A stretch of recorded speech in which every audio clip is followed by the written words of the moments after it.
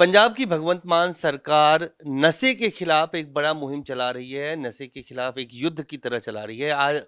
ये खबर आ रही है कि आम आदमी पार्टी के राष्ट्रीय संयोजक अरविंद केजरीवाल पंजाब में ड्रग सेंसस कराना चाहते हैं ताकि ये पता चल सके कि कौन-कौन से लोग हैं जो नशे में पूरी तरह से जकड़े हुए हैं, जो नशे का व्यापार कर रहे हैं या जिनको नशे की लत है। हमारे साथ धर्मवीर गांधी जी हैं, कांग्रेस पार्टी के वरिष्ठ नेता, पटियाला से सांसद।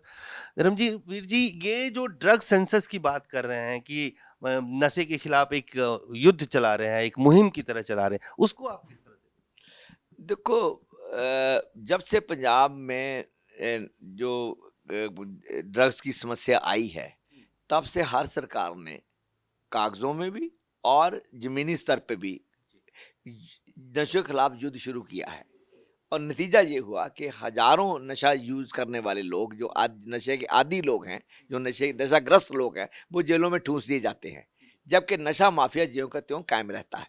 ये कोई नशे को खत्म करने का ये कोई हल नहीं है। ये इससे नशा ना पहले खत्म हुआ और ना मुझे अब खत्म होगा। ये सिर्फ एक पब्लिक कंजम्पशन के लिए, लोगों के एक दिखाने के लिए ये कार्रवाई है।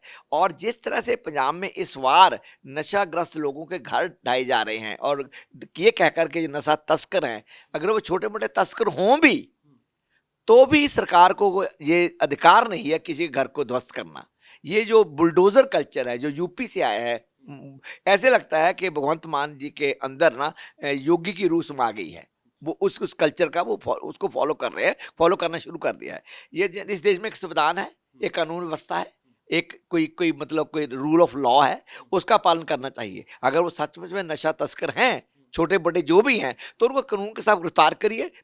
हमारी तरफ से उनको सारी उम्र ताउम्र कैद कर दीजिए, मरने तक उनको कैद में ठूंस ठूंस दीजिए। पर इस तरह घर उजाड़ने और घर घर ध्वस्त करने, ये बिल्कुल गैर कानूनी है। मैं इसके खिलाफ हूँ। ये लोगों का जो सेंटीमेंट है, जो उनकी भावना है नशे के खिलाफ, जो नशा तस्कर है या जो नशे की समस्या है, जो लोगों की भावना है, उसको प्रयोग करके, उसको एक्सप्लॉइट करके ये एक अपनी एक बारबेरिक कार्रवाइयों के लिए जो बर्बरता पूर्वक कार्रवाई है ये स्टेट की तरफ से, उसको उसको मान्यता ले रहे हैं, लोगों की मान्यता ले रहे हैं। पुलिस स्टेट की तरह तब्दील हो गया। यस यस, ये पुलिस स्टेट के उत्तर तब्दील होने की तरफ एक इशारा है।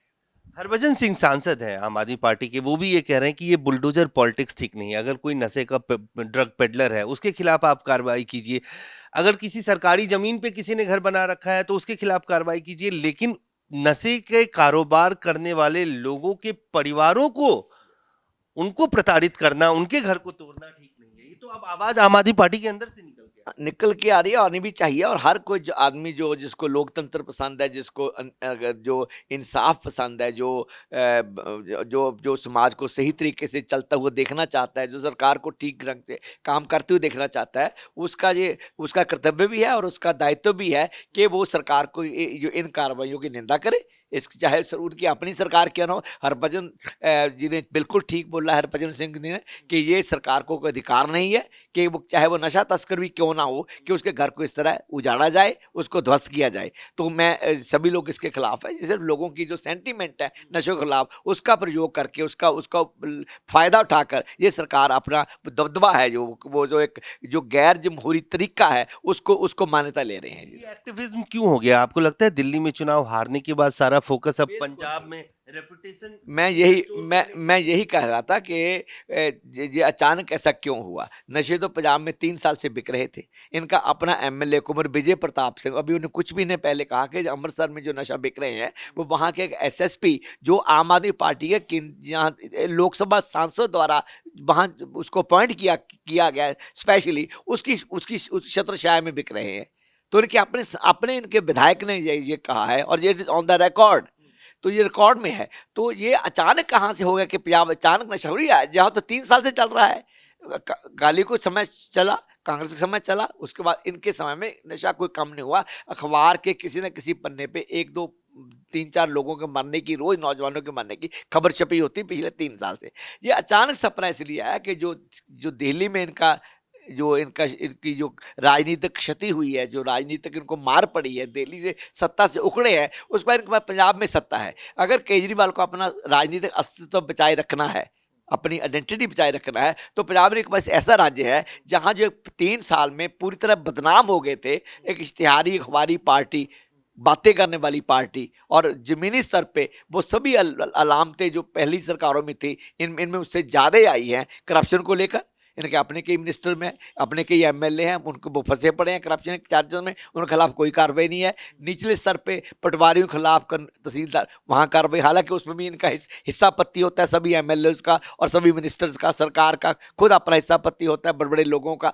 तो उनको वो भी एक दर्शनीय कार्रवाई है, एक सिंबोलिज्म है, और जो नशे के खिलाफ जंग है ये भी एक सिंबोलिज्म है। आपको लगता है ये डिस्ट्रैक्शन पॉलिटिक्स है, ध्यान बांटने के लिए, रियल इशू से ध्यान बांटने के लिए किया जा रहा है? Exactly, ये रियल इश्यूज को जब एड्रेस ना होना हो, संबोधित ना होना हो, तो ध्यान बांटने के लिए ऐसी जो एक दर्शनार्थ कार्रवाइयां हैं, एक सिंबोलिज्म है, वो उसका प्रयोग करती सरकारें। धर्मेंद्र जी, एक बड़ी समस्या जो पंजाब से रोज खबर आती है, पंजाब में लॉ एंड ऑर्डर को लेके, जिस तरह से एक सर्विंग मिलिट्री ऑफिसर कर्नल के साथ जिस तरह से मारपीट की गई, हालांकि बाद में कुछ लोगों को सस्पेंड करने की बात, और वो सब के सब पुलिस वाले थे। यस, देखो ये बिल्कुल जो राजनीतिक जो गुंडागर्दी की है, एक सर्विंग मिलिट्री कर्नल के साथ, सर्विंग मिलिट्री कर्नल उसके बेटे के साथ, और जिस तरीके से उसको जलील किया गया, उसको मारा पीटा गया, उसके ओहदे का ध्यान ना रखते हुए, जानते हुए भी कि ये सर्विंग मिलिट्री ऑफिसर है, जिस बेशर्मी से और पुलिस ने उसको उसकी बेइज्जती की, उसको मारा पीटा, उसके चोटें लगी, उसकी हड्डी टूटी, बेटे की नाक की हड्डी टूटी, वो एक बहुत ही शर्मनाक अध्याय है पंजाब के लॉ एंड ऑर्डर के मामले में। तो सरकार का आप सोच सकते हैं, अगर एक सर्विंग मिलिट्री ऑफिसर को, वो भी रॉ का अधिकारी है, उसके साथ ये हो सकता है, तो आम लोगों का जो उनकी ज़िंदगी कितनी सुरक्षित है पुलिस के हाथों में। पुलिस को लॉ एंड ऑर्डर की इनको लोगों की रक्षा करनी होती है, लोगों को कानून का राज देना होता है, उसकी रक्षा करनी होती है। They are to act according to constitution, संविधान के अनुसार काम करना, कानून के अनुसार करना। अगर वही इस तरह कानून तोड़ने लगे, और वो भी एक मिलिट्री अफसर के साथ, तो आम लोगों का क्या हाल होगा, आप इसे भली भांति अंदाजा लगा सकते हैं। उसके बाद जो एसएसपी का रवैया था, जिस तरह इस पर लिपापुती करने की कोशिश की गई, जिस तरह इसको छुपाने की या बिल्कुल नाम निहाद कार्रवाई करने की कोशिश की गई, वो तो एक मसला तूल पकड़ गया। तो अब ये 12 लोग सस्पेंड किए हैं। मैं चाहता हूं कि इसके ऊपर एक कड़ी से कड़ी कार्रवाई, वो हाई कोर्ट भी गए हैं। मैं डिमांड करता हूं बतौर एक देश का नागरिक होने के नाते, एक एमपी होने के नाते भी, नागरिक होने के नाते, और एक मानवाधिकार का एक कदर करने वाले व्यक्ति होने के नाते, कि इन लोगों के खिलाफ सख्त सख्त कार्रवाई, एक एग्जाम्पलरी पनिशमेंट दी जाए, ताकि आने वाले समय में पुलिस ऐसी कोई दरिंदगी किसी और के साथ ना कर सके, नजीर पेश की जाए। सर, एक आखिरी सवाल आपसे, डिलिमिटेशन यानी परिसीमन को लेकर जो एक बड़ा विवाद हो रहा है कि काऊ बेल्ट को छोड़ के, हिंदी पट्टी को छोड़ के, चाहे वो पंजाब हो या दक्षिण के राज्य हो, उन सबको सप्रेस किया जा रहा है एक कॉन्स्टिट्यूशनल एम्बिट के तहत, क्योंकि जो डिलिमिटेशन की परिभाषा है उसमें हर 25 साल में डेमोग्राफी और पॉपुलेशन के हिसाब से उसकी सीटें बढ़ने की बात हो रही है। आपको लगता है कि पंजाब के साथ भी वैसे ही इंजस्टिस होने जा रहा है जैसे साउथ इंडिया की?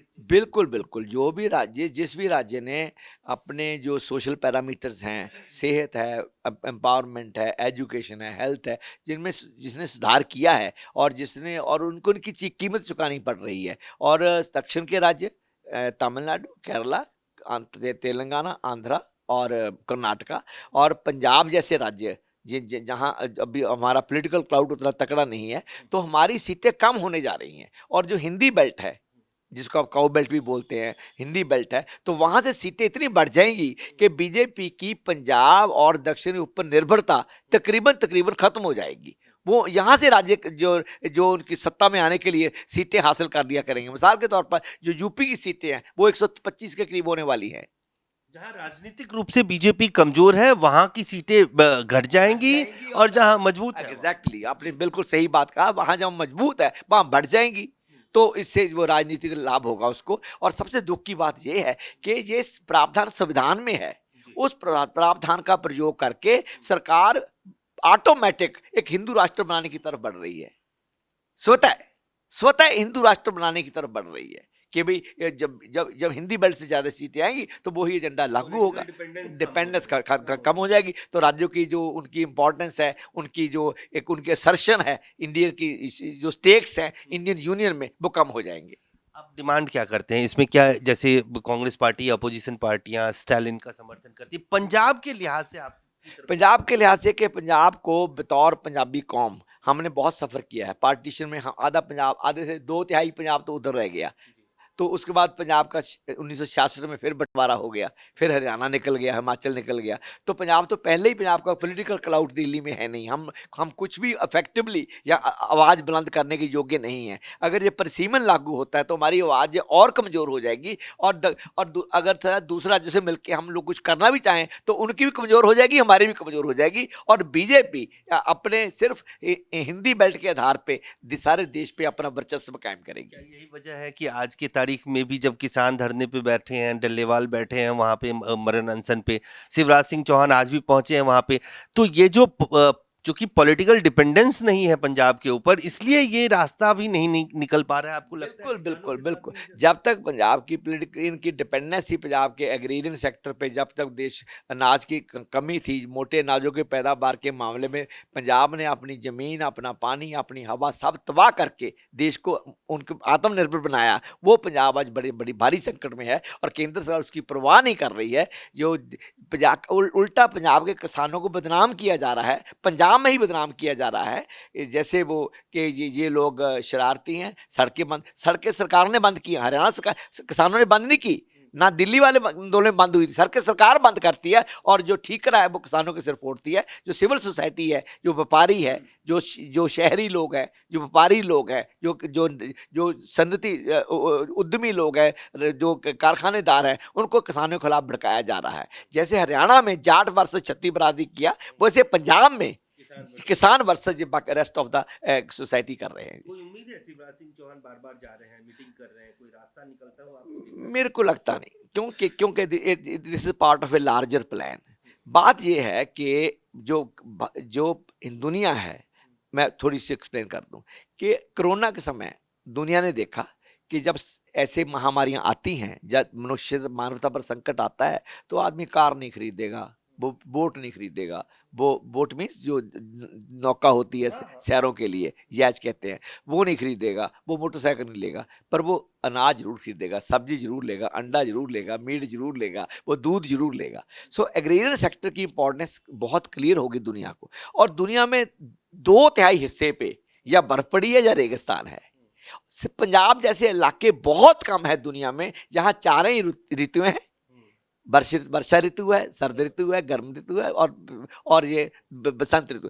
चारों ऋतु है, बरसात है, हरियाली है, पानी है और खेती के लिए बहुत उपजाऊ और उपयोगी जमीन है। ऐसे बहुत कम क्षेत्र हैं। इस क्षेत्र पे इंडियन कॉर्पोरेट की निगाह पड़ चुकी है। अडानी के साइलो 10 साल पहले बनने शुरू हो गए थे। अब ये ये जम्मू कटरा हाईवे बन रहा है, आपकी गाड़ी तो 30 किलोमीटर बाद चढ़ेगी पंजाब वालों की, तो ये सीधे जाएंगे। ये कॉर्पोरेट सेक्टर के लिए उनका जो middle east through China Pakistan economic corridor से ग्वादर सी पोर्ट पर पहुंच के through middle east and central Asia, वहां व्यापार बढ़ाने के लिए ये हाईवे बन रही है। पंजाब के लोगों के हाईवे नहीं बन रहे, उनके साइलो बन रहे हैं तो अडानी के। और अडानी अंबानी की जो कॉर्पोरेट हाउसेज है, जो वेल्थ जनरेशन का इतना बड़ा सेक्टर है, वेल्थ जनरेशन का अरबों खरबों कारोबार है, खेती उत्पादन, खेती भंडारण और खेती व्यापार पे उनकी निगाह आ चुकी है। ये समस्या इतनी छोटी नहीं है जितनी हम समझते हैं, और किसान भी समझते हैं पंजाब के। ये छोटी समस्या नहीं है। हम बिहार की बात छोड़िए, यूपी की बात छोड़िए, पंजाब का किसान लंबे समय से, जब ये गैट बना, डंकन प्रपोजल्स आई और फिर WTO तक बात बढ़ी, WTO तक सबसे फॉलो कर रहा है और इस खतरे को भांप रहा है। इसीलिए पंजाब ने इतनी बड़ी लड़ाई लड़ी है और वो खतरा आज भी है, क्योंकि ये कॉर्पोरेट सेक्टर की आंख पंजाब की जमीन पे पड़ चुकी है।